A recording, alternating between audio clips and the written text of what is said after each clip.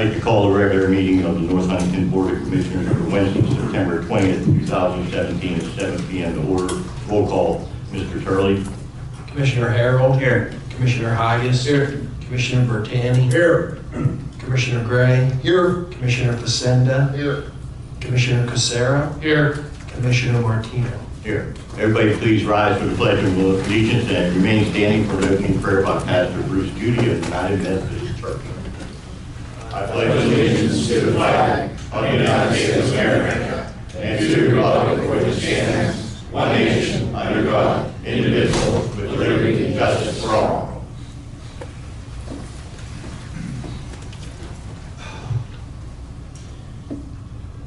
This is the word of the Lord. For as in one body we have many members, and not all the members have the same function, so we who are many are one in body in Christ. And individually we are members of one another. We have gifts that differ according to the grace given to us. Prophecy in proportion to faith, ministry and ministering, the teacher in teaching, the exhorter in exhortation, the giver in generosity, the leader in diligence, the compassionate in cheerfulness. Let love be genuine, hate what is evil, hold fast to what is good, and love one another with mutual affection. Dear Heavenly Father, we pray that you pour out your Spirit upon our commissioners, upon the administration and staff. Pour out your Spirit indeed, Lord, upon our community. Bring a healing to our land. Fill us all with love for one another, especially in this day and age of divisiveness, Lord. Bind us together with cords of love and joy and peace. Bless us with wisdom and a mind for details. Guide us and direct us in the way that you would have us go. For we ask it all in Jesus' name. Amen. Thank you, Pastor.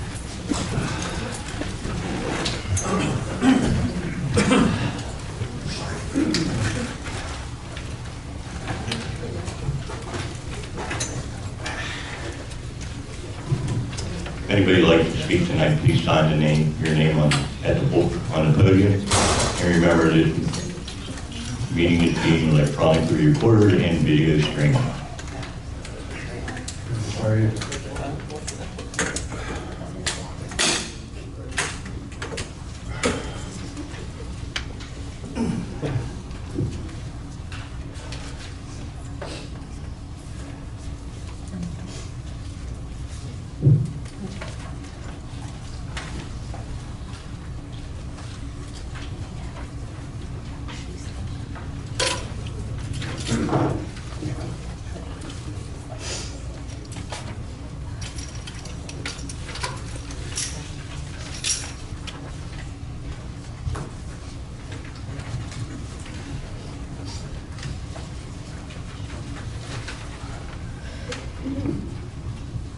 Our first citizen tonight is Leah Seaman. Want to state your name and address for the record, please? Leah Seaman, 1011 Marcia Drive, North Huntington, Murphy Manor. I'm here today representing my fiance who's unable to attend because he's currently working. His name is Edward Blum Jr. My fiance started working for a company called Cedar England last year, which is a trucking company. And their drivers are assigned a truck, not a trailer, just a tractor park. And they come home with it every week, and then they go back out. When he started this job, I did call up here to the township building and asked about parking, and was told at the time, I can't tell you who I talked to as a woman, that it was, as long as the property owner gave permission for the tractor to be parked there, it was okay for the tractor to be parked there. Now, we just found out recently, I guess that's not the case. We got a letter in the mail about 3 weeks ago from Josh Hendrikovich stating that we are in violation of ordinance 820.2. And I would like to ask today for a variance or an addendum to that ordinance to allow him to park the truck at our property. He has been parking it there currently since November last year. It never is parked in the street. It's always off the street. It's in the driveway. We currently had sewage lines replaced this past summer on our street. The truck has never got in their way. It never impedes any traffic. None of our vehicles are ever on the street. It's only there for 2 days a week. It's only there for Mondays and Tuesdays. He leaves every Wednesday, drives across country, and comes back usually late Sunday evening, sometimes early Monday morning. The truck that he drives is a 2017 Freightliner. It's an automatic, and it's quieter than most people's pickup trucks. You cannot hear it. I never hear him when he pulls out. I never hear him when he comes home. So it doesn't, I don't know why he can't park there. I have pictures of it if you'd like to see.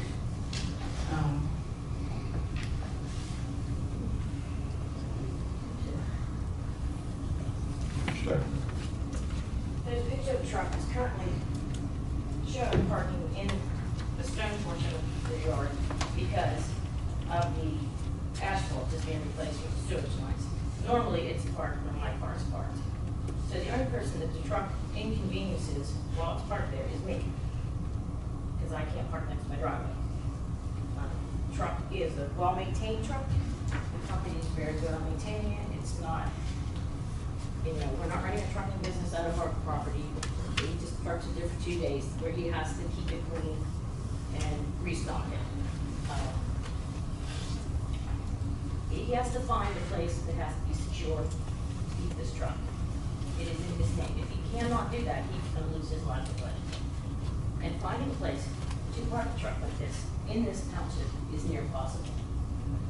So I'm just asking for a variance or an addendum to allow him to park there 2 days a week.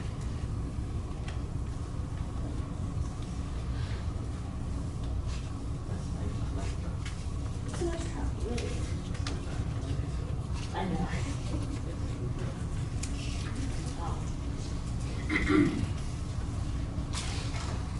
We started a petition, we talked to Mr. Martino. We started a petition and we got names so far from just some of the people on our local street. I don't know if it would help us at all. But we thought we started one, we didn't finish it because we're not sure if it's gonna help us or not. And some of my immediate neighbors are in attendance today, if you'd like to ask them any questions, whether the truck bothers them in any way, shape, or form. My neighbor that lives right next to me and the one that's right across the street from me that stares at the truck all the time when it's parked there. And they're both sitting right there. So, and that's all I have to say. Okay, thank you. What we do is we take everybody's citizens' input and the commissioners have a chance to respond. Okay. Okay, thank you. Next one is Douglas Butler. Please state your name and address for the record, sir. Douglas Butler, 13039 Ridge Road, Irwin, PA 15642. I'm here to speak about residential chickens.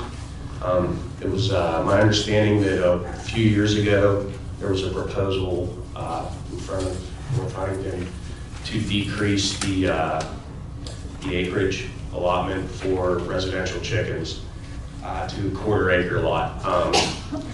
I'm here to ask if there'd be some sort of compromise in between the ordinance that we have now at 10 acres, which is a lot, to something like an acre and a half.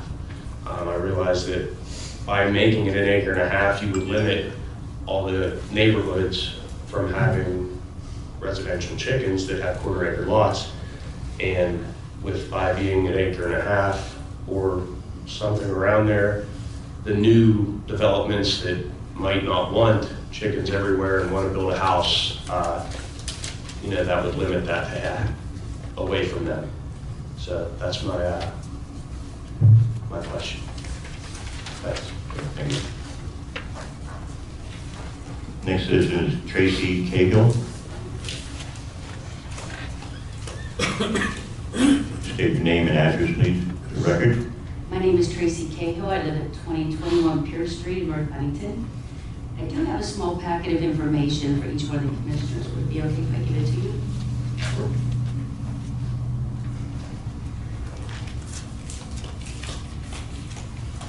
I apologize, all I have for is the commissioners.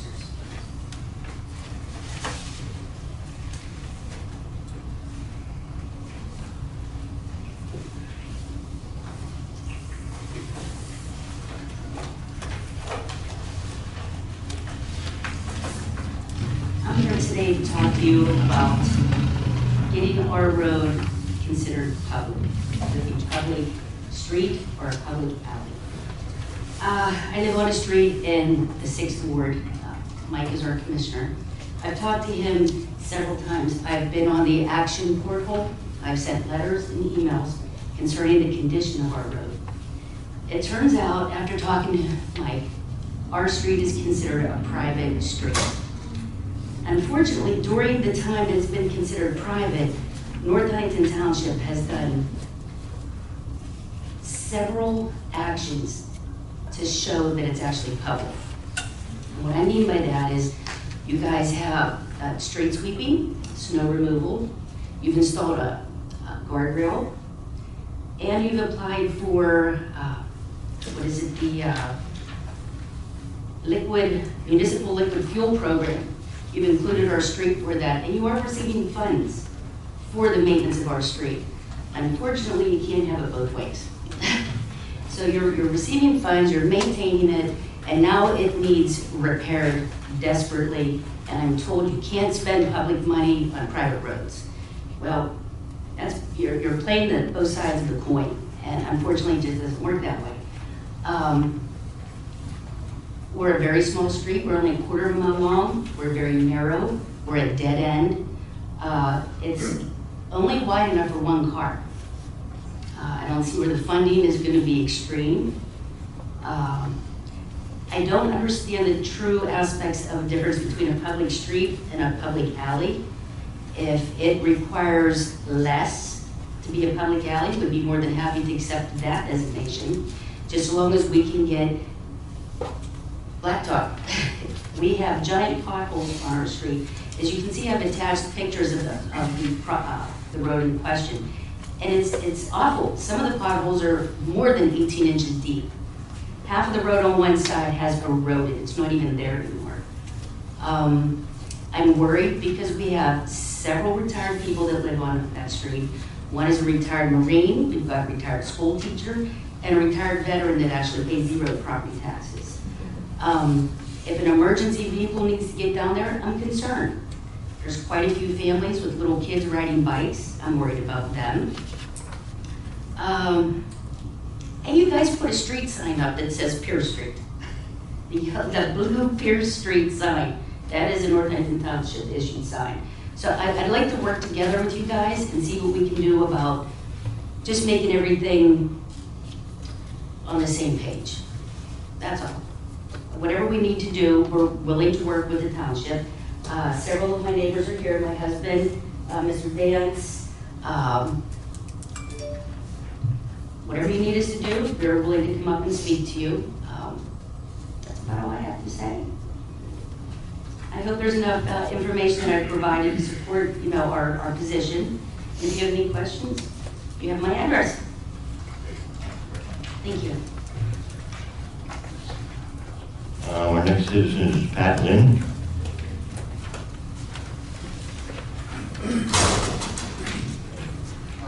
Pat Lynn, 711 Pettigrew Road. I'm just here to voice my concern and displeasure as to why our road was not paved as part of the sewer project. I actually just spoke to my one neighbor. He emailed the township on April 26th of this past year, of 2017, as to why it wasn't done and never received a response. I emailed Mr. Brandhoover on May 11th and asked him why it wasn't going to be paved, and he told me it wasn't on the list of roads. And I asked him why it wasn't, and he didn't have an answer for that. He just stated that the municipal authority cuts what he considered a hefty check to the township to go ahead and mill and resurface the roads that were affected by the sewer line project. Pettigrew was completed. He said they sent a substantial completion on August 31st of 2015, which is now beyond 2 years, thus breaking the 2-year contract that I was told that the road would be paved. I contacted the township as to why this wasn't on the list, and from what the engineers had said, this was the first phase of the project, and they were only required to patch it, not mill it and resurface it. So now I'm getting 2 conflicting stories from the municipal authority and the township, and I'm not exactly sure why that is. So I emailed Mr. Brandhoover again on August 30th, and he emailed me back and included the engineers on the project. And Mr. Bob Robinson emailed him back and stated he didn't sure why Pettigrew wasn't on the list.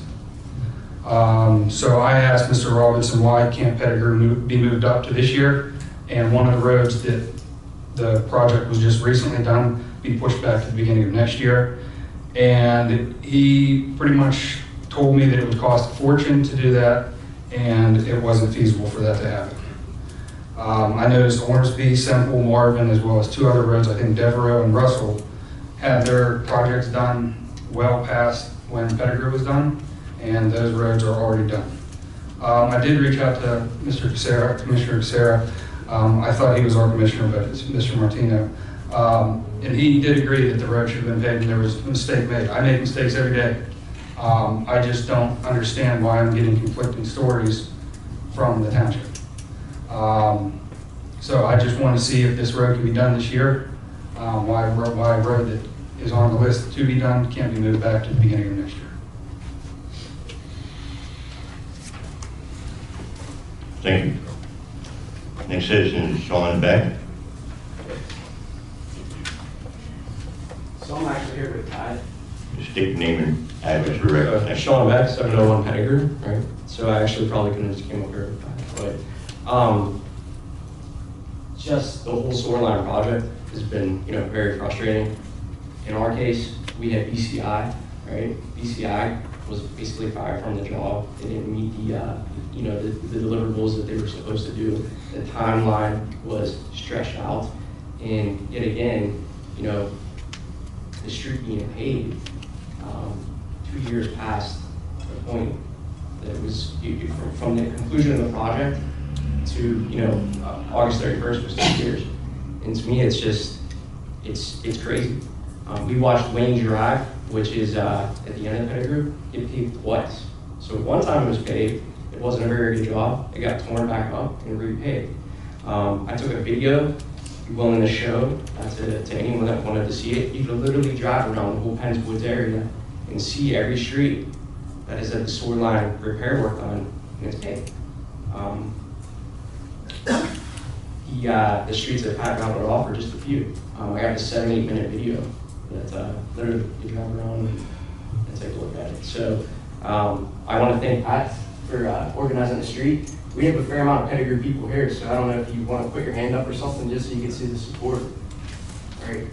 So, and it was at really at the last minute that we put it together, and we're just trying to get this accomplished by the end of the year. If you take a drive on the street, you'll see that it's not a safety hazard now. It's more of an eyesore, it's inconvenience, it's a bumpy road. But you will see from where the original pavement was to where the new pavement was, that it is cracking along the line. And I mean, you know how the winter is, the water gets in those cracks, it freezes, it busts the street up. So I would think that, no expert by any means in this, but I would think that if it would wait the end of winter or spring, we're gonna have some pretty nasty problems. So, thank you. Thank you very much. Appreciate it. Okay, that's it for citizens input. First citizen was Leah. We just discussion on the tractor parked in our driveway. Any comments or? Andy, that's really what the ordinance says, right? The ordinance says no commercial vehicles over 1 ton capacity in a residential district. You guys modified that last year to allow vehicles with single rear axles over 1 ton capacity in a residential district. I didn't see the photos of the truck. I'm not sure if it has 1 or 2. I would guess if it's an over the road, Yeah. your trailer probably has 2. So Andy, let me ask you this, what's the rationale, what was the initial rationale behind that ordinance? Obviously, it was created long before I was here. Been there for more than 30 years. Well, me personally, I have heartburn taking away somebody's livelihood. I mean, especially if you got the truck off the road, none of the neighbors seem to have an issue with it. I think it's time to relook at that ordinance. I can't see how we can be dictating to people their livelihoods. So. I'm okay with re-looking at the ordinance to see what we can do. Okay, I mean, I know it's not just his truck. There's other trucks in the township that has the same issue with full tractors. I would tend to agree. I don't want to affect anyone's livelihood, but it becomes, unfortunately, a slippery slope. And I'm not saying there's going to be 100 of these in every neighborhood. But if we do change it, it's going to increase the amount of large trucks in the neighborhood. And I'm not saying that this truck in particular is tearing up the pavement, but it's going to affect the road conditions that we currently have. I think there's still an opportunity that it can be changed. With still putting certain restrictions on it, that there are certain guidelines they have to follow. So I definitely think it's worth relooking, not just brushing it over. I definitely appreciate you reaching out to your neighbors and your neighbors have an understanding, but I'm probably having maybe shooting off the cuff, but probably a lot of other neighbors might not have the same understanding as yours do, which is great that they do. But I believe some other neighbors might be upset to see that large truck sitting across the street from them. I'm not going to disagree with that. I can deal with each on a case-by-case basis. I just have a problem doing a case-by-case basis. It's policy for a reason. We have to follow it. Yeah, I think it would be kind of tough to go case by case, and I appreciate this particular truck is quiet, but what about the next one that comes through? And it's leaving in early morning, kids going to school, making noise. There again, your neighbors right in the area, I appreciate their backing for your livelihood and that. And I also wouldn't want to take away anybody's livelihood, and maybe we can look at this. I don't know what we could do with it, because there is a concern as far as the amount of traffic a road can take in a housing plan compared to Route 30, where the bases and the paving's different. But something we can look at, but I just don't know whether there's really a fix for this. I'm willing to look at it. I think we should look at it. Okay. Those tractors, they're lighter than fire trucks, so I don't know how we can even say anything about the roads, because it don't do nothing to the roads. And a fire truck don't go up and down that road every day, or Neither does that truck. you know. I'm okay. We'll take a look at it and maybe we can get that back to everybody, the commissioners, and see what we did. Let me know your thoughts. Okay, thank you. Get your thoughts to Andy. Thank you, sir. Next one was Mr. Butler had a discussion on the chicken, decreasing the acreage.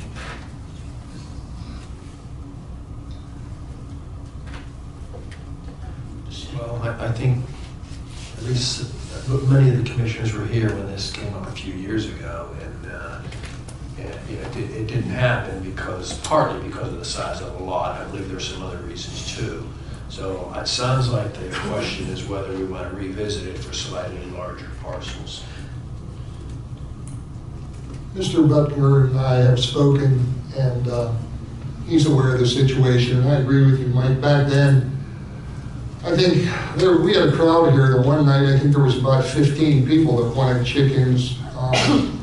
And the issue came up about possibly reducing the acreage from 10 acres to something smaller, but that wasn't good enough for those 15 people, because out of the 15 people, I think I asked the question, how many live on quarter-acre lots, and I think 13 of them put up their hands. And then I asked the other two people, I think one had 1.5 acres and one had 3 acres. But I think that whole effort was dropped because it was kind of an all or nothing thing. They either wanted quarter-acre lots or they weren't going to be happy, so it just kind of went away. I don't believe at that time there was any even mention of a compromise between quarter-acre and 10 acre. So the board would want to explore that. That's a different issue than was presented to us years ago.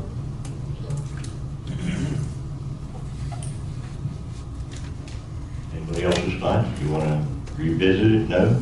Yes? I don't have a problem looking at it again. I mean, I wasn't here when it came up before, so I wasn't there. I don't know the background on it. Yeah, I would be in agreement on, I don't know if 1.5 acres is the size or what the size might be, but as Rich said, I think before it was a large amount of people wanted it on just any piece of property, which I kind of, not to go back to the truck, but a lot of residents might not want a neighbor right next door to have a chicken coop in their backyard. So if it's something that's sizable amount of distance from another home, it might be acceptable. So we'll want to relook at that. Everybody's okay. We'll give you our thoughts and take notes.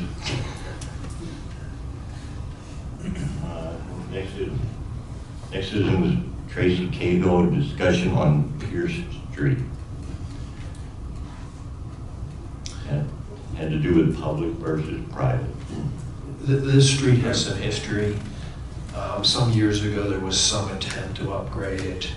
I'm assuming at the request of commissioners some years ago.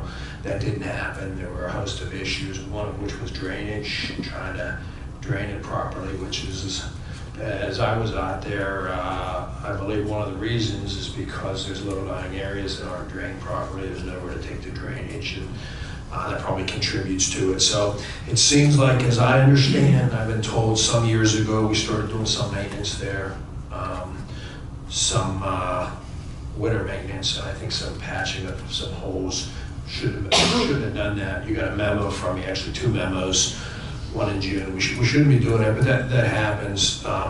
That's probably how it got on the liquid fuels list, so we weren't aware of that. I believe it's the only private street on the liquid fuels list. We have 100 private streets. So, but I think as far as the liquid fuels money, we historically probably got about, it's a quarter mile a street, probably about $500. They've raised the allocation in recent years, so I think we get about $800 now. We probably spend about $1,000 just putting salt down in a year, based on so many storms on an average year. So I mean, it doesn't really even pay for the salt and whatever patching Public Works has done there. It's really, I mean, it's a private street. We don't own the street. We haven't really taken ownership of it in our view, like was claimed. That can't happen, but not because you're doing some basic things. We had this discussion with the solicitor's office a while back. We don't have any obligation to upgrade this. Now, if you want to, I don't think we should do any more than what we're doing. And it's not that, it's not anything against Peter Street, obviously. It's the fact that we have 100 private streets, and once you start down this path, you can't start down this path. That being said, I can't speak about the alley request so much. That was kind of interesting. But I don't think we do much more in our alleys than what we're doing on Pierce Street right now.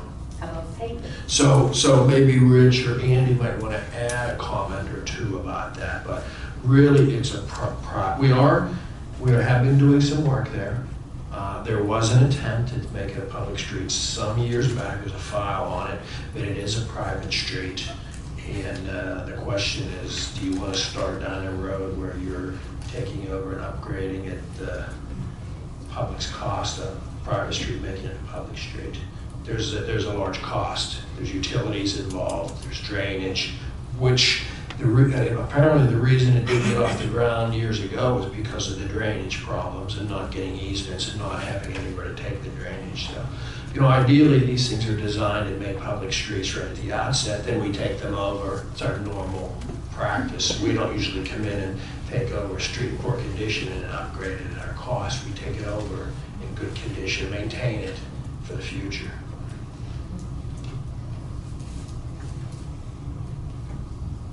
Anybody else on Pierce Street? Yes, I must echo Mike just kind of said. I mean, any other street that the township does take over meets the township code and requirements, and the township would take that over. I know that'd be a very large undertaking to ask residents on the street to do, but obviously I would be in favor if the upgrades were made and then the township did take over the road. Obviously, we're in the condition where we are now because no one has been taking care of it for the time that we have been. Then I guess ultimately the residents would probably be the ones responsible for the road currently. We don't own it. Yeah. I mean, it creates an issue when you start doing a little bit of it. No, exactly. But it's a private road, we don't own it. We have a lot of roads we own we'd like to upgrade, to be honest about it, but. Mrs. Cahill, the packet that you submitted references a picture showing tar and chipping back in the 80s, and that's not included. Well, it's the condition that it's in right now, was the tar, the result of the tar and chipping done. Do you have a picture of when it was tarred and chipped back in the 80s? No. Okay. But the condition that is right now is the only time that it's ever been tarred and chipped was in the 1980s. And we've been fine with that. Okay. For well over, 37 years, we've been fine with it. We're content with it being narrow and non-passable. We all purchased those homes knowing and seeing with our eyes that that road was only this wide. We're not asking for the upgrade to meet the minimum standards of a street. We're willing to take the minimum standards of an alley as long as we can drive our vehicles on it. We're not asking for a hall. I understand. I wasn't asking all that. I was just asking about the tar and chip because that piqued my interest in your submission. So you don't have that, but I'm understanding that you said it was done in the 80s. And as Mike indicated, our office did give an opinion that this roadway continues as a private roadway. I am willing to take a look at what Mrs. Cahill provided as a supplemental issue and revisit it and take a look at the file with Mike, but as of right now, our opinion was that it remains a private road.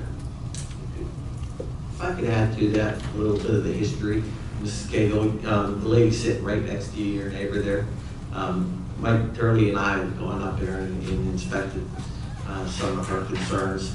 And at that time, if you recall, you did tell us that, you know, when you first moved there and built her home, that for many years, that your husband and some of the neighbors always did the maintenance there. You always were trying to get the township to, well, I never referred to maintenance. I said it was almost impassable. and you had told us that your husband had joined Rescue 8 and became friends with an elected official, commissioner at the time. And That isn't what I said to you. I said it's interesting that when he joined Rescue 8 and became a paid employee of the township, that they suddenly then became aware of our street. Well, maybe then I misunderstood You you, but that would certainly be the only way that that could possibly happen. Maybe I thought that because of that reason. But that was the reason why where the maintenance began, because your husband volunteered or took a job with Rescue 8. No. It was paid before he ever joined Rescue 8. But the salting became better. When I would leave for teaching in the morning, I couldn't get out of my street. Well, then I must have misunderstood you. Both of you gentlemen totally misunderstood me that day. And I know I'm not registered to speak, but I'm happy, Mr. Altman, that you remembered something of what I said. And I remember everything of what you folks said. But you got to look at it from my perspective and the other people's perspective of North Huntington Township as taxpayers here. Like, when you bought your lot on that private road, you probably paid less of a value because it wasn't on a public street. Okay, I need to interject there. When I Well, purchased okay, Rich. Our lawyer attorney's gonna take a look at it with Mike and everything and go over the stuff, okay? We're not getting into the other stuff. Well, I mean, it's just in all fairness, to everybody else in North Huntington, I mean, they don't understand that. I mean, Let's be civil about that. I'm educated enough to understand the words that you're speaking to me. What I'm saying is when I purchased my home 18 years ago, the no lien letters represented that the home I purchased abutted a public road, and I was not required by my mortgage company to seek a private maintenance agreement because the township signed a no lien letter that said that I was abut a public road. So what am I supposed to do? I bought a house that was told that it was a public road. I never was required a maintenance agreement for a private road. And here I am 18 years later. I was just never required. Just to clarify, I'm offended that you said that my husband knew someone and our street got taken care of. Mr. Kempero is now deceased. Mr. Kempero is the one who paved it. My husband was not in support of paving it. The day that they paved it, it was a rainy day that they did the tar and chipping. Every house on that street, and you were there too, dogs, everything, walked through the tar, the remaining puddles of tar. He called Mr. Kempero and said, if something isn't done with this tar coming into my home and running all over the street, he said, I will call the EPA. So, no, he wasn't a friend of Mr. Kempero, and I bought the house in 1982, and he joined Rescue 8 in the late 90s. 1999, I believe. So, yes, sir. Okay, thank you. He wasn't a friend of the commission. Our solicitor is gonna look at it with township manager. Thank you very much. Thank you. Okay, the next item on the list is Mr. Lynn and Mr. Beck, discussion on Pennegreen Road. First thing I have to say is my fault. I apologize for not making sure it was on the road program. I'll stand up when I do something wrong, I'll do that. Okay, so it was my fault. Now the issue is, I don't know if we could pave it this year, or it's gonna be next year, or whatever. unfortunately, Pat, I mean, for whatever reason, I mean, there's a lot of fault to go around. It was overlooked. you know, Mr. Robinson had told you that it wouldn't be able to get done this year. He's correct in saying that once those you know, we put things out for bids under the liquid fuels, we can't make any changes to the program once that happens. I can tell you for a fact that, you know, it will be on the list for next year. You said, you know, that you can travel down it. It's not like it's dangerous conditions. It's more of an eyesight and so forth. Even at this point, if we were to pay out of the pocket expenses to have the contractor come in and do it, other than our paving contractor, and not pay out of liquid fuels, I mean, we'd really be pushing this, you know, pushing the situation this late in the year. We'd be better off just waiting until next year. If there's additional work that needs to be done as far as base repair and so forth, because of you know, your concerns with water getting underneath the patching and so forth, you know, we'll be able to you know, do all that work accordingly in the springtime. But it's to everybody's best interest that, you know, we just wait to do it next year. I apologize, let me apologize. I mean, you know, and at this point, I don't believe that I have to agree with Mr. Robinson that there wouldn't be anything that we could do this late in the year. I want to add the issue of the 2 years in the agreement we have. When we set these agreements up, we set them up so that we would have a better end product. When these started, we were getting trenched. The end product was a road and trench. So we worked to make sure that residents got, because they put up, like one fellow says, it's not fun. So at the end of the day, you get a much better product than you would have otherwise got. You get a road too. So that led to these agreements with NHTMA. It's their projects, but they enter into an agreement with us, and I don't know if he said he cuts us a hefty check. They pay a portion. It's their project. They damage the road. They pay a portion of it depending on the condition of the road, and that results into an agreement. The fees, it can be high because road resurface is expensive, but we put 2 years in there because some years those roads, there's quite a few roads and you can't do them all in 1 year. And we usually have an option to extend it for a 3rd year for reasons like this. I think that was a year of a heavy number, or a large number of streets, and we knew we couldn't get them all done in a year. We would need at least 2. And I believe that one had a drainage or some problem, right? Wasn't there something that had to be dealt with? And this sometimes leads to why a particular street is delayed a year or 2. But at the end of the day, I think when we discussed this summer, we agree this road should have been paved this year. We should have paved it this year and not waited for the 3rd year. But I thought the original delay was maybe because of drainage problem or something. But the bottom line was we can't do all the streets in a year or 2. We need 2 years, and in some cases one was 3. But I do believe we should have paved it this year. So how is it that Marvin, Ormsby, and Semple all got paved? After ours. After their project was done after ours, and their road got paved before ours, and you're saying it had a drainage issue, and we might have to extend it to a 3rd year. I mean, the road isn't that long. That's what I thought. I thought there was a drainage issue. You're telling me there was a drainage issue. There was no drainage. There wasn't. I mean, I'm more upset that I'm getting two different conflicting stories. One saying, since we were the first phase, it only needed to be patched. Well, I thought that was the case, but I think the point is, I think it was a year there's a lot of streets, and some of them had to be delayed, and it probably is right that we should have done yours before the other ones if they were a later project. Some years there's only a handful of streets, and we can do them all that year. When does the road project get approved?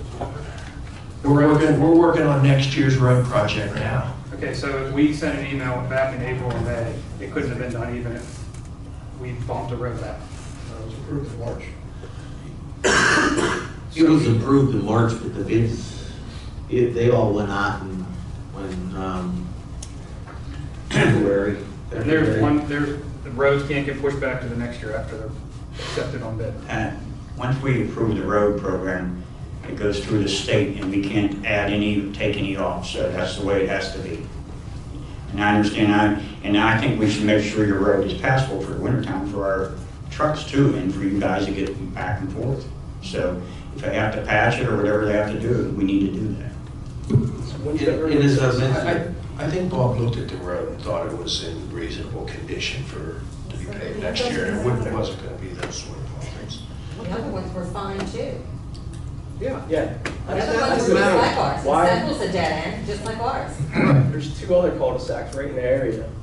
And I have to voice my displeasure with how he spoke to me on the phone. He was very unprofessional, and I did not. Hold on.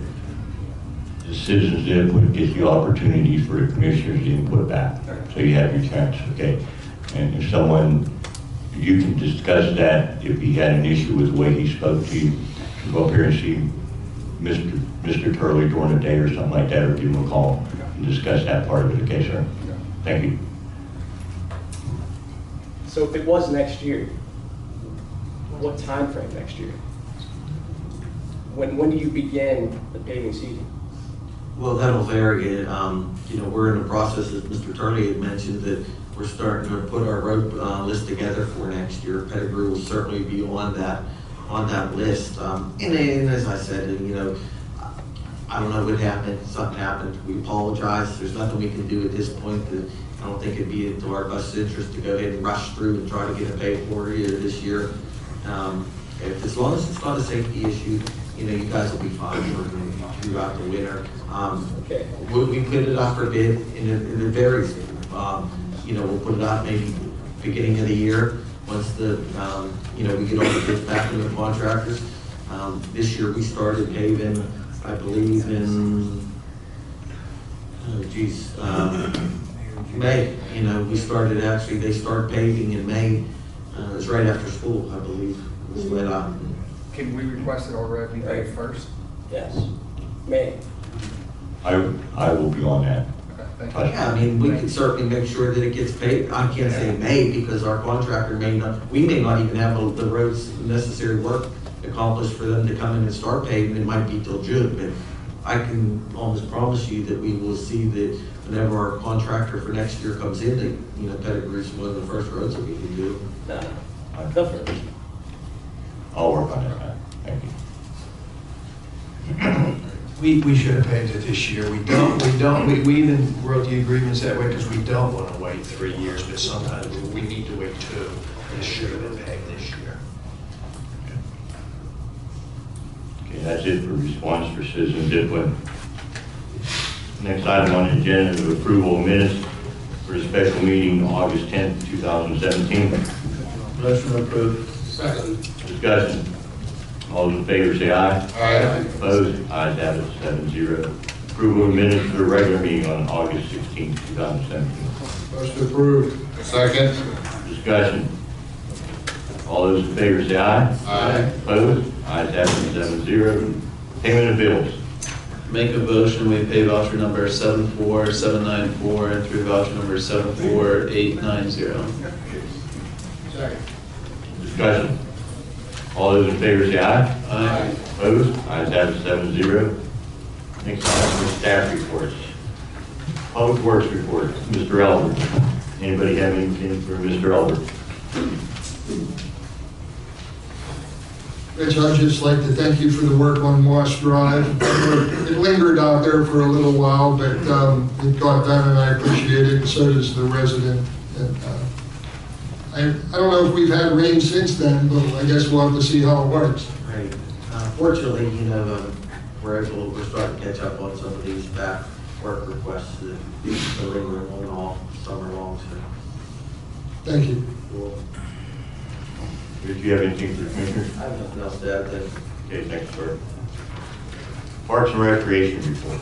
Anybody have any questions or things for Mr. Miller? And you have anything for the group? No, I just wanted to go on record and thank the commissioners of the township for the budgeted line item for our summer employment staff. Our summer employees have concluded for the summer as they all went back to college.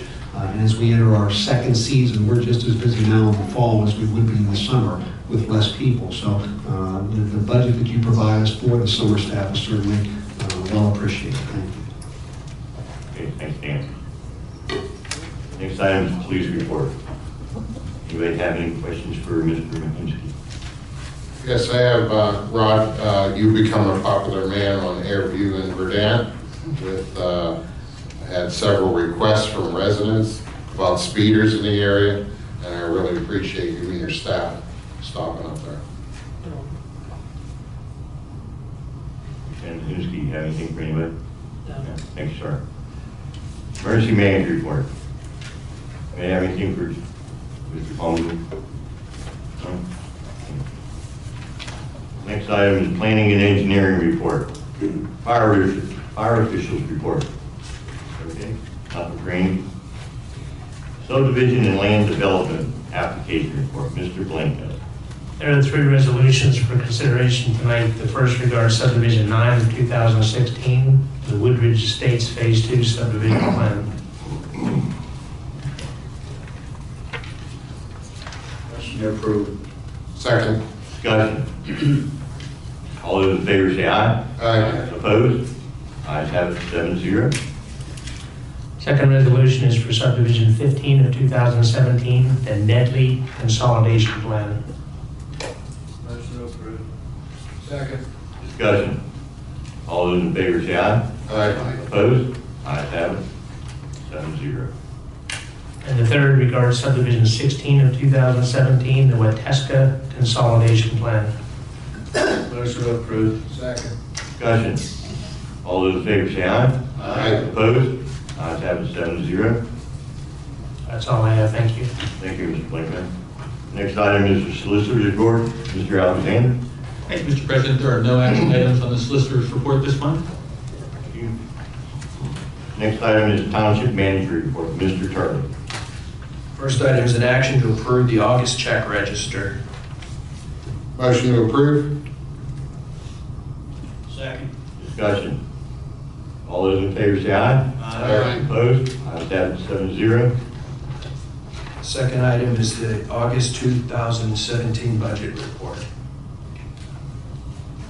Third item is an action to approve the agreement with Hoffman Animal Control Incorporated beginning in January 1st, 2018. Motion to approve. Second. Discussion. All those in favor say aye. Aye. Opposed? Ayes have it, 7-0. Fourth item is action to set the date for Halloween trick or treat on Tuesday, October 31st, 2017 from 6 p.m. to 8 p.m. Motion to approve. Second. Discussion. All those in favor say aye. Aye. Opposed? Ayes have it, 7-0. Fifth item is action to approve the 2018 CDBG funding request. Motion to approve. Second. Discussion. All those in favor say aye. Aye. Opposed? Ayes have it, 7-0. Item 6 is an action to approve the Climatech proposal for replacing pipe insulation at the townhouse in the amount of $11,450. This is an item that has to do with the ongoing building issues that we are aware of, the humidity and the condensation that we have at times at multiple locations. It's resulted in condensation and wetness and damage to the insulation around much of the piping and so forth that needs to be replaced. Motion to approve. Second. Discussion. All those in favor say aye. Aye. Opposed? Ayes have it, 7-0. Item 7 is action to appoint Michael Turley, applicant agent, to complete appropriate PEMA forms related to the January 2016 snowstorm replacing John Shepard. And this is a matter they're trying to close out but John's no longer here, and he's the only one who can sign the form, so we need to make a amendment and change so we can complete that. Motion to approve. Second. Discussion. All those in favor say aye. Aye. Opposed? Ayes have it, 7-0. Item 8 is action to award the bid for the storm inlets and grates to Pleasant Unity Supply Incorporated in the amount of $143 per storm inlet frame and $268 per grate. Motion to approve. Second. Discussion. All in favor say aye. Aye. Opposed? Ayes have it, 7-0. Item 9 is an action to award the bid for bituminous surfacing material to Hanson Aggregates for 9.5 millimeter at a price of $48 per ton and 25 millimeter at a price of $40 per ton. Motion approved. Second. Discussion. All those in favor say aye. Aye. Opposed? Ayes have it, 7-0. Item 10 is an action to award the bid for Class A concrete to JLB Holdings Incorporated at a price of $130 per cubic yard.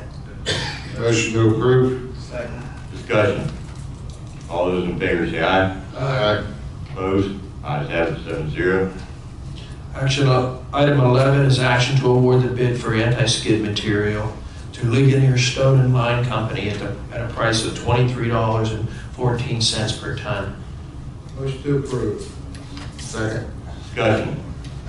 All those in favor say aye. Aye. Opposed? Ayes have it, 7-0. Item 12 is action to award the bid for stone to Hanson Aggregates as follows. Number 1 dust, $17.40 per ton. Number 1B stone, $29.40 per ton. Number 2 stone, $21.40 a ton.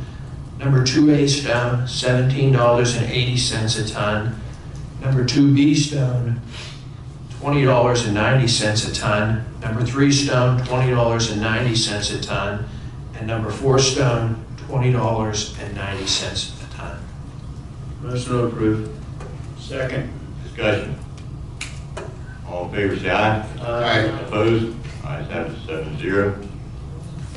Item 13 is an action to award the bid for polyethylene drainage pipe to Pleasant Unity Supply for the following sizes. 10-inch diameter, $3.73 per linear foot. 12-inch diameter, $4.40 per linear foot. 15-inch diameter, $5.78 per linear foot. 18-inch diameter, $8.24 per linear foot. 24-inch diameter, $13.65 per linear foot. 30-inch diameter, $18.85 per linear foot. And 36-inch diameter, $24.56 per linear foot. Motion to approve. Second. Discussion. All in favor say aye. Aye. Opposed? Ayes have it, 7-0.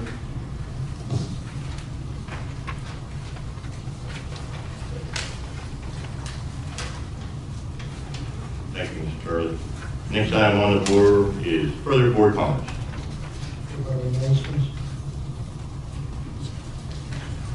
I have something on that, board comments.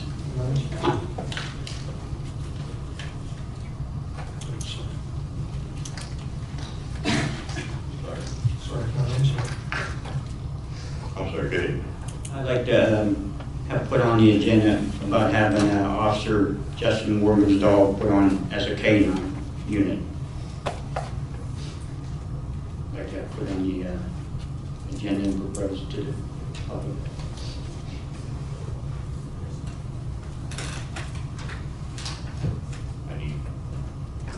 I need a second. I'll second it. Discussion. I don't see the need to. Okay. All those in favor say aye. Aye. Opposed? No. No. Roll call.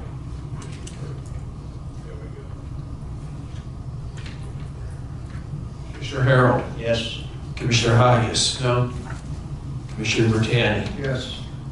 Commissioner Gray. No. Commissioner Facenta. Yes. Commissioner Casera. No. Commissioner Martino. Yes. So we added to talk. Any citizens out there have any comments or want to talk about the item we just added to the agenda? No? Okay, thank you. Okay. I'd like to make a motion that we add Officer Workman's dog to the K9 unit downstairs effective October 30 or October 1st. And that is a drug sniffing dog, and being we have a big drug problem in North Huntington and the county, I think it's very valid to put a dog on right now. It's getting worse instead of better. Yes, form of a motion. Put a second to that motion. Discussion. I guess I'll have a little bit. I appreciate Officer Warman coming up and telling us a little bit about getting a dog donated to him. I greatly appreciated that, but maybe Lieutenant Acting Chief McKenzie could maybe shed some light. I don't think the Board of Commissioners, at least since I've been involved, have ever appointed officers outside of the chief's recommendations. I don't know if, not to put you on the spot, if you were privy to any of this information or we're actually acting outside the union contract by actually selecting without having a job posting put up. Oh, there is a K-9 SOP manual, but there is a selection process. It's supposed to go through the K-9 supervisor and then the chief makes the recommendation. And it's supposed to be a email or a memo sent out to all the officers that anybody that's interested submits their name. There's a review process. I knew nothing about this. Yeah, I hate to put you on the spot. Me,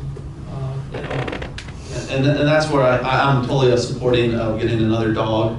I just believe that we should follow the proper union contract language, as well as I think we owe it to all the other officers that may have some interest to afford them that opportunity. And I greatly appreciate having a dog donated and have some training already provided for that canine officer. But we only owe it to the other officers down in the department to offer them that same opportunity. And I'm totally supportive of exploring the option of getting another dog. We talked about this probably 6 months to a year ago. Looking for this year's budget to add another dog. And I would have no problem doing that. I just want to do it the right way. And I think maybe the board is by all means jumping on a great idea and a great opportunity with you having that dog ready to go. But we should do it the right way and not just jump on a thing that just because it came up.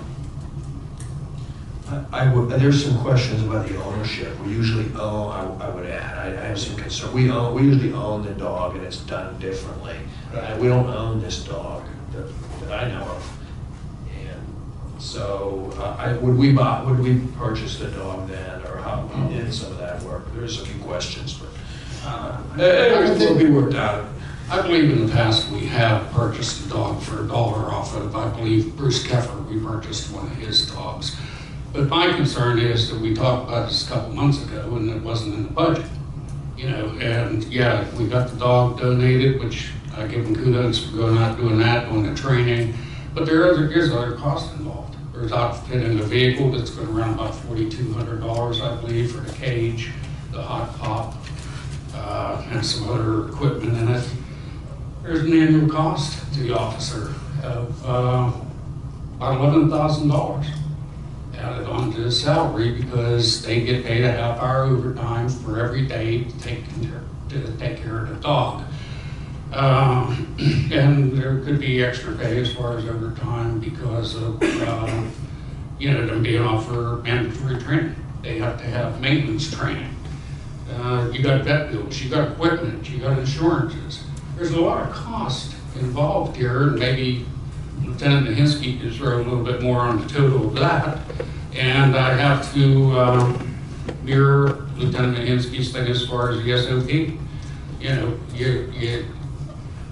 You choose a person to do this. I remember when Officer Nichols was picked, the trainer at that time went to the house, interviewed him, interviewed his family, interviewed the kids. We want to know what reliability they have as far as being here, their availability as far as living close in the township, their aggressiveness. You can't have somebody that's too aggressive with a dog. Their productivity. Have they been active in stopping vehicles for a drug problem? Yeah, we do have a drug problem. Officer Nichols used to go out there without a dog and sniff it out himself. I think sometimes he did a better job than the dogs did. And there again, we're here to set policy in that. We're not here to run the departments. Lieutenant Mahinsky knew nothing about this. And, what happens if next month when somebody comes up, they bought a Harley Davidson and went for some training? Do we put them on a motorcycle? Yeah. Not our position, not our job. That's all I have to say. I got a question, Lieutenant. When Carrie Bauer lost her dog, unfortunately, Did she go through you to have the dog replaced? Yes, she came to me and asked me if I could get the dog replaced. She didn't recommend you to have the She's dog. already a canine handler. I didn't have to re-recommend existing canine handler. Okay. I think there's a lot of good things have been said here, a lot of good points about the drug problem, about the free dog, about the free training, about just how this all came together. It was really quite miraculous. But I think we're overlooking the most basic point, which is the process by which it happened.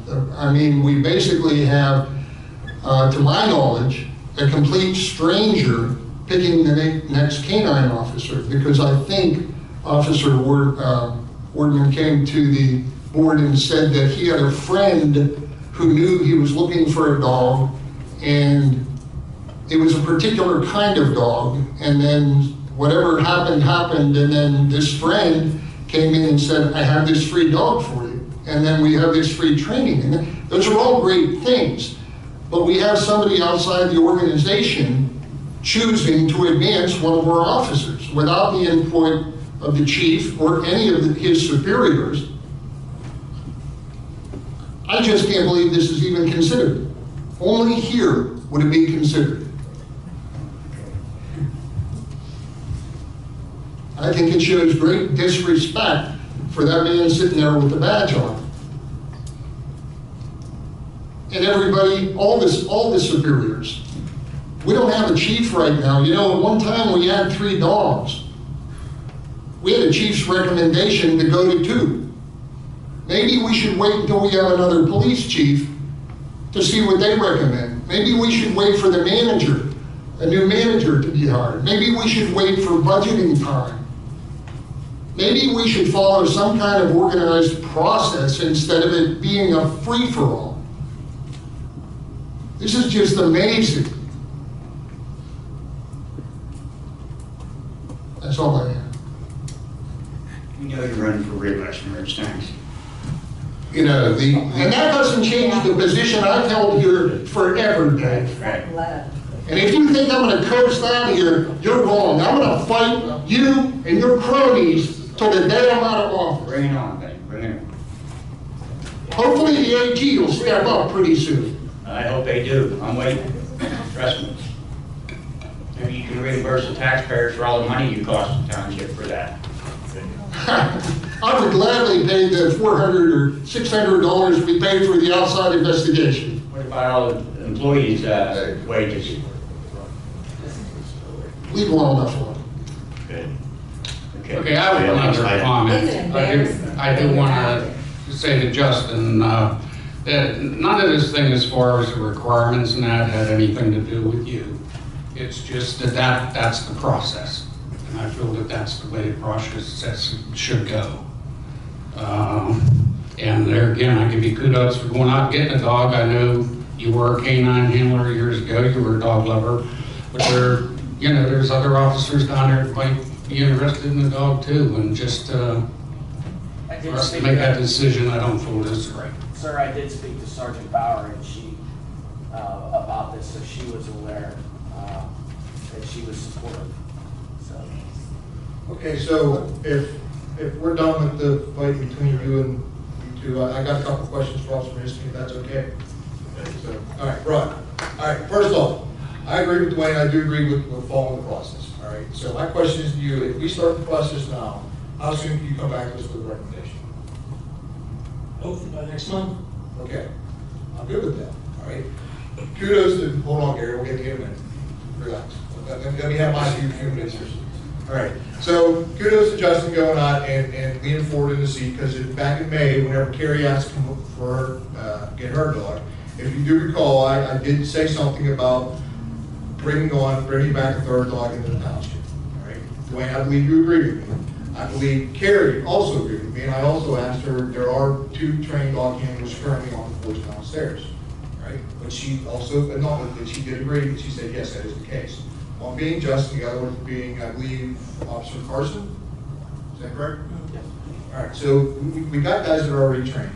All right, Carrie stated that having a third dog on would be a plus with the drug problem here in the township and the county. all right, which I agree with. You know, and we did, yes, at the time it was John, we did say we'll just talk about it and put it on budget for 18, all right? So, that being said, right now, there should be a surplus in the budget because we haven't had a chief all year, and we haven't had a township manager for the last, we haven't had a township manager for 5 months. So the budget part we could probably cover it if we did bring the dog around. No, I'm not saying to do that, but we probably could cover it, all right? So, Rod, what I want to ask you to do is you go back, go through the procedures, come back with a recommendation for us. Yes, Justin is already trained to go. It seems to be a common sense thing to do, all right? So you got 2 training. Why do you go out and train another guy? I don't know. I mean, it doesn't make any sense if you got guys that already have experience down there and you had a dog drop in your lap. So that would be my recommendation. You come back to us with the recommendation, and then when we start with November or not. Good. Can we do that? Yes. I mean, does that make sense? Yes. Does that make sense? Does it make sense? Yeah. I think it makes sense, and I'm completely in agreement with moving forward, but you said 2 things that got me caught up. You said the budget for this year not having 2 senior management positions. That's true, and I agree with that. That's money that we're not spending, but we are going to hire those positions. So this will be an addition of a employee officer, canine officer. It's not going to be, we're going to eventually hire a chief, we're going to eventually hire a manager. So it's going to be addition to the budget. So it needs to be talked about at budget time, in my opinion. And I do agree with that. Yeah, that's good. We should go through the process. That's what was my recommendation from the get-go. But I don't think we should sway Lieutenant Mahinsky, acting chief's decision. I mean, I think every officer down there should have a right. I mean, by all means, I appreciate all the training you've done getting the dog as well. But other officers might have interests that, maybe don't have the training yet, that they should get a fair shot as well. Okay, I'm fine with that, but I'll leave it at that. You come back, you tell me what you think, and we'll go from there. I got a question. Officer Wardman, do you have previous canine training? If I just said it, yes. Yes, sir. Oh, okay, I'm sorry. We reviewed the SOP, myself, Sergeant Regnus, when Sergeant Fowler brought it up, and we did not, it's not in our SOP. So I'd like to know where this SOP, where it says about the handler being selected. I mean, because myself, Sergeant Regnus, we looked it up, and it was not in the one. It's in canine SOP. I believe there was a separate SOP, a canine SOP, and also an agreement as far as how they would be paid. They would get food and some other things. Okay, I'll make a motion to table this. Second. Discussion. All those in favor say aye. Aye. Opposed? Motion is tabled. Andrew, further board comments? Yes, I have a question. So we put the Civil Service Committee together, we did testing for hiring police officers. Has a list, an order of merit list from you out yet? Yes. It's posted. It is? We're in the process of reviewing the background investigations on the top 5 candidates. And I've told the detectives that that's a high priority, it's to be done ASAP. So that we have a viable list in case, by chance, we run into an issue with somebody, we can go back to the Civil Service Commission and say we have an issue with this person. Okay. For these reasons. Because by my count, we are already down 2 officers, with Novak retiring last year, and the other officer being let go a few years back. And I know there's others on the bubble down there for retirement. I don't want to see us get in a situation where we have guys walking out the door and nobody replaces. So it's going to take time. You can't just hire a guy one day and put him on the street. It takes, there's a FTO program, it takes 12 weeks to bring somebody through before we're out on this. So you can only do 2 in the FTO program at a time. Okay, that was because I hadn't heard anything about it. I didn't know we had a list. I wanted to make sure. This is posted. The civil service met last Tuesday. We met, and the list is developed, and the background checks are being done. Thank you. With that, we're already in the next year if we get somebody hired and get guys on the street. That's my concern point. Yeah, no, I agree. Any other further board comments? One question. Have we heard any rumbling about, I had a phone call today about the Langer Road Bridge.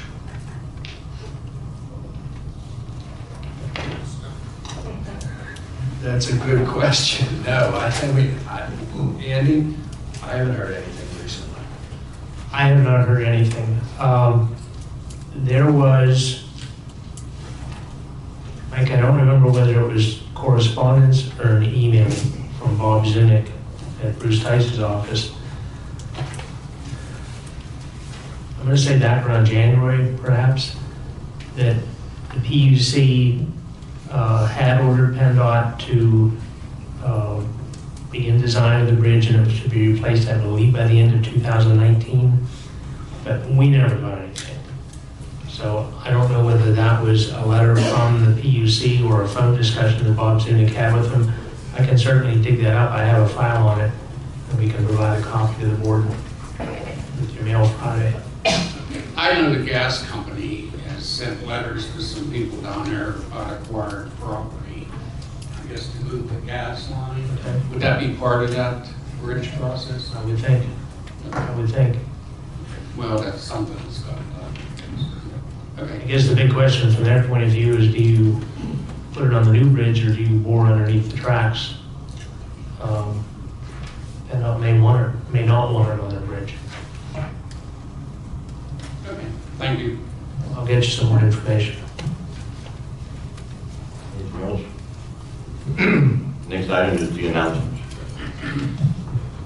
First announcement is the Board of Commissioners held 2 executive session meetings on August 14th and 15th to discuss hiring of the township manager.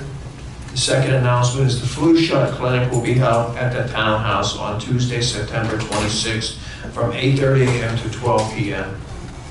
The clinic is for residents of Westmoreland County and pre-registration is required. The third announcement is North Huntington Parks and Recreation is sponsoring the Youth Fishing Derby on Saturday, October 7th, 2017 at Indian Lake Park from 8 a.m. to 11 a.m. The Derby is open to ages 14 and under. One more motion. Motion adjourned. Second. Discussion. All in favor, say aye. Aye. Opposed? Ayes have 7-0. There'll be an executive session after here to talk about the township manager's position. Hey, Dan, did you get a hold of the lieutenant colonel?